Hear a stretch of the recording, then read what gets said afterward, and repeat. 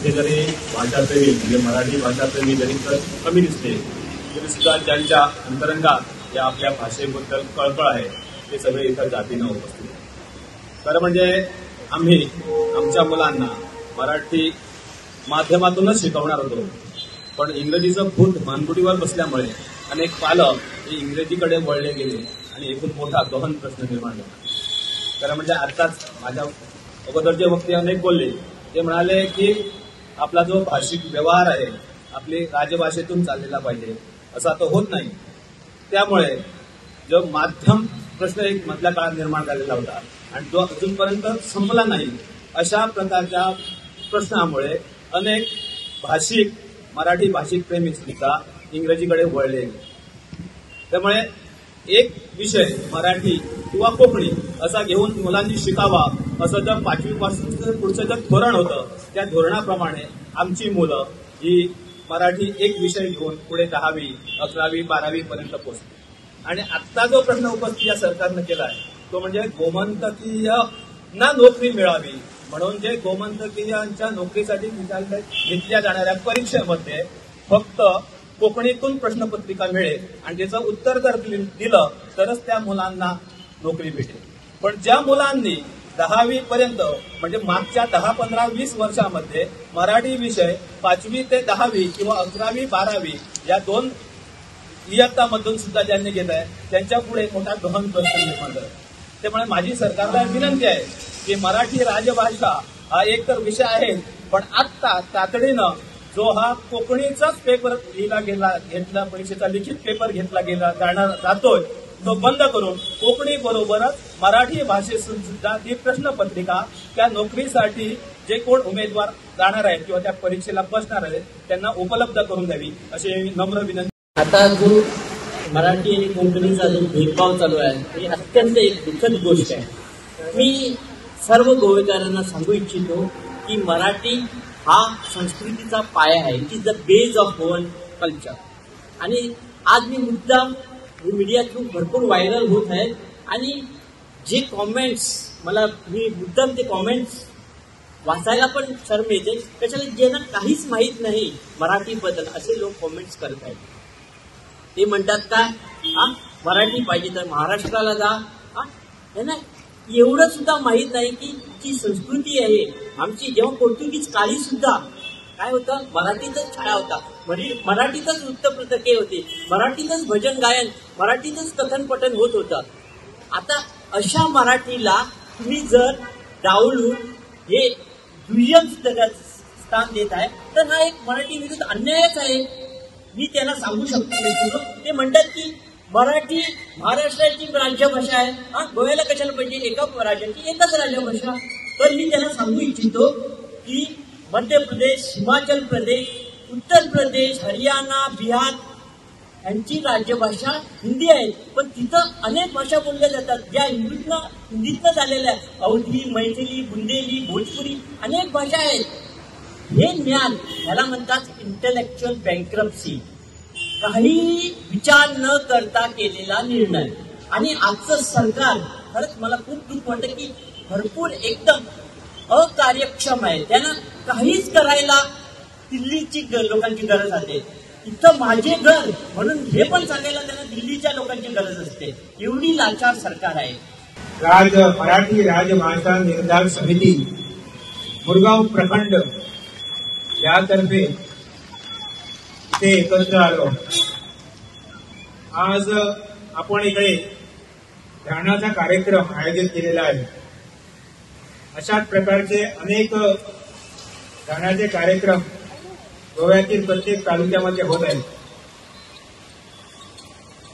मराठी राजभाषा ही गेले अनेक महिने गोव्यातील राजभाषा मराठी व्हावी यासाठी गोव्यात एक मोठी चळवळ ही उभी केलेली आहे। आपल्याला माहिती असेल की गोव्यात सध्या कोकणीला राज्य भाषेचा दर्जा दिलेला आहे आणि हा दर्जा जो दिलेला आहे तो अनैसर्गिक आहे, कारण आपली भाषा जी आहे ती बोली कोकणी असली तरी आपली सांस्कृतिक भाषा जी आहे ती मराठी आहे. आणि म्हणून जेव्हा राजभाषा आपण म्हणतो, त्याला आपण ऑफिशियल लँग्वेज असं जेव्हा म्हणतो, म्हणजे प्रत्येक दप्तरामध्ये व्यवहारामध्ये जी भाषा असायला पाहिजे ती खरी म्हणजे राजभाषा असायला पाहिजे. आणि आपण गोव्याचा इतिहास जर बघितला, 1000-2000 वर्षाची एकूण इतिहास जर बघितला, तर आपल्याला लक्षात येईल की ही सगळी भाषा जी आहे वापरली गेली ही सगळी मराठी भाषा आहे. कोकणी आपली फक्त बोली भाषा आहे.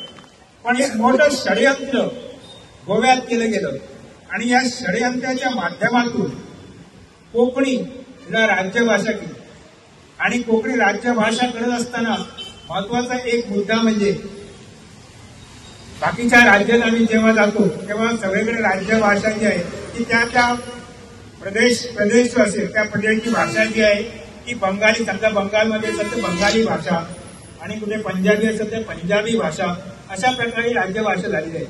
गोव्यात मात्र आपण जर तो पूर्ण जर वाचून घेतलं आपण त्याचं एकूण सगळं तर आपल्या लक्षात येईल की भाषा जी आहे ती कोकणी देवनागरी अशा प्रकारची आहे. खरं म्हणजे राजभाषा अशी असू शकत नाही, एकच काय ते असेल त्याच्यातची स्क्रिप्ट जी आहे ती लागू नये खरं म्हणजे. पण अशा प्रकारची स्क्रिप्ट लावून सरकारने, त्या काळच्या सरकारने किंवा त्या दिल्लीच्या सरकारने हे सगळं चूक केलेली आहे, ही मोठी घोडचूक आहे. आणि त्यामुळे गेल्या 40 वर्ष आपण इकडे अनेक संघटनेच्या माध्यमातून किंवा मराठी भाषा समितीच्या माध्यमातून ही जी चळवळ चालू आहे ती अजून काही बंद झाली नाही, कारण आपल्याला राजभाषेचा दर्जा जो आहे तो अजून दिलेला आहे. आणि त्यामुळे राजभाषा आणि राज्यभाषा हे दोन वेगळे मुद्दे आहेत, हे लक्षात घेतलं पाहिजे. आपल्याला दिली आहे ती राज्यभाषा दिलेली आहे, आपल्याला राजभाषा दिलेली नाही. कारण राजभाषा जी आहे ही भाषा कशी आहे, राजभाषा म्हणजे सगळं आपले दप्तरी सगळं जे लिखाण असेल, काय भजन, हे सगळं जे आहे हे सगळं राज्यभाषेमध्ये. आणि राज्यभाषा जी आहे ती अशी काय की कोकणी देवनागरी वगैरे काय ते केलेलं आहे, म्हणजे राजा कोणतरी चालवतो अशा प्रकारची भाषा आहे. ती खरं म्हणजे हे मोठी घोडचूक आहे सरकारची. आणि ते सरकारने खरं म्हणजे योग्य पद्धतीने त्याची कारवाई केली पाहिजे. एक निर्णय झाला रिसेंटली की कोकणी जो परीक्षेमध्ये, नोकरीच्या परीक्षेमध्ये जो पेपर फक्त आणि फक्त कोकणी भाषेत सादर करण्यात आला. खरं तर राज्यभाषा कायदा असा आहे की कोकणी तेव्हा दुर्दैवाने 1987 साली कोकणी राज्यभाषा केली. त्याचबरोबर मराठी सहभाषा म्हणून नमूद केलं गेलेलं होतं. तरी पण सरकारचं काय विचार आहे, काय धोरण आहे, एक प्रकारचं षडयंत्र आहे सरकारचं की फक्त आणि फक्त कोकणीला त्यांनी आजपर्यंत सपोर्ट केलेला आहे. फक्त मराठीच का, कारण गोव्याचं बघितलं तर गोव्याची सांस्कृतिक भाषा, धार्मिक भाषा ही मराठी होती.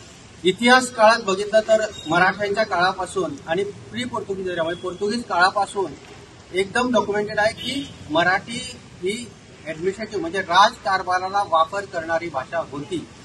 हे एकदम त्यांनी लिखित स्वरूपात आहे, अजूनही तुम्ही लायब्ररीमध्ये बघू शकता. दुसरी गोष्ट, सध्याच्या गोव्यामध्ये शैक्षणिक क्षेत्रात बघितलं तर प्रायमरी एज्युकेशन म्हणजे प्राथमिक जे विद्यार्थी असतात त्या प्राथमिक शिक्षणामध्ये जवळजवळ मराठी 630 जवळ 630 शाळा सध्या ऍक्टिव्ह आहेत आणि कोकणी फक्त 17. हा जर तुम्ही बघितला तर तुम्हाला दिसून येतं जवळजवळ 95% लोक यामध्ये मराठीमध्ये शिकतात. गेली 40 वर्ष आपण गोमंतकीय मराठीवरती झगडतो. वाटलं होतं मराठीचा संघर्ष मिटेल, पण आता पुन्हा एकदा या संघर्षाला सुरुवात करावी लागली.